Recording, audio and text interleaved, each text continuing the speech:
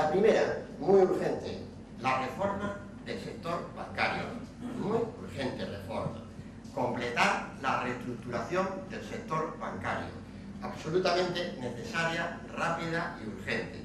Porque lo que se está haciendo va a un ritmo, traslada unas dudas constantes, que es la antítesis de lo que hay que hacer. Segunda reforma, la del sector público. Hay que reformar el sector público en nuestro país. Y esa reforma del Estado de las Autonomías es una reforma de organización de las competencias dentro del sector público. Eso es lo que hay que hacer con urgencia. Una reforma muy importante, porque hemos llevado a la Constitución española los principios de funcionamiento de la Unión Europea. Es decir, los criterios de Maastricht. Somos el primer país que lo ha hecho de la Unión Europea. Y además lo hemos hecho con un gran acuerdo político y en definitiva en un momento en que España, nuestro país, requería de esa confianza del resto de Europa y del resto del mundo. La reforma tributaria, la reforma de los impuestos. Hay que bajar selectivamente impuestos, no hay que subir los grandes impuestos. Yo escucho, y por supuesto lo hago con gran atención, expertos económicos en España que dicen: hay margen para subir los impuestos indirectos, hay margen para subir el IVA.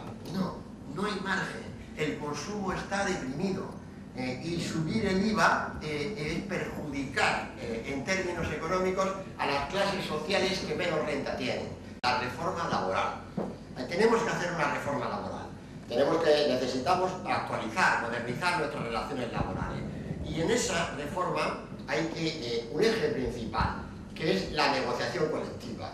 Que necesitamos que los salarios se acerquen a la realidad de las empresas y por tanto necesitamos cambiar la negociación, que ha funcionado históricamente. O sea, que esto no son juicios a la historia bien está, ¿no?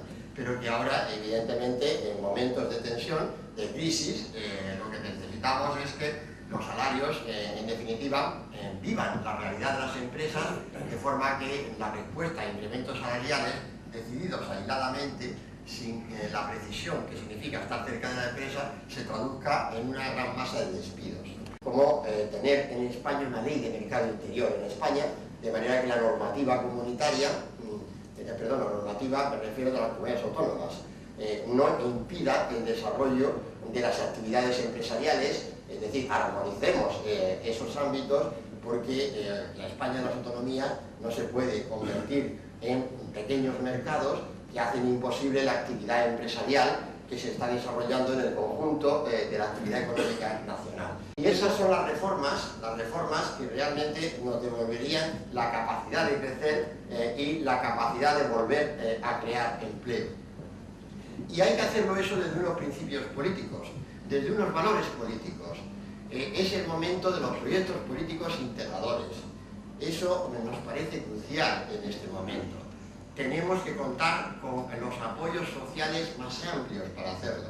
Tenemos que llegar a acuerdos políticos de amplia magnitud en nuestro país. Necesitamos un gobierno fuerte, que nadie se equivoque. Necesitamos un gobierno consolidado, pero a partir de ello necesitamos un gobierno dialogante y un gobierno integrador. Porque lo último que necesitamos los españoles son agravios comparativos y enfrentamientos entre nosotros, cuando lo que tenemos delante es la crisis más grave de nuestra historia y la pérdida de puestos de trabajo más terrible que ha sufrido la sociedad española, que en definitiva está confrontando a nuestra juventud con un futuro sin esperanza.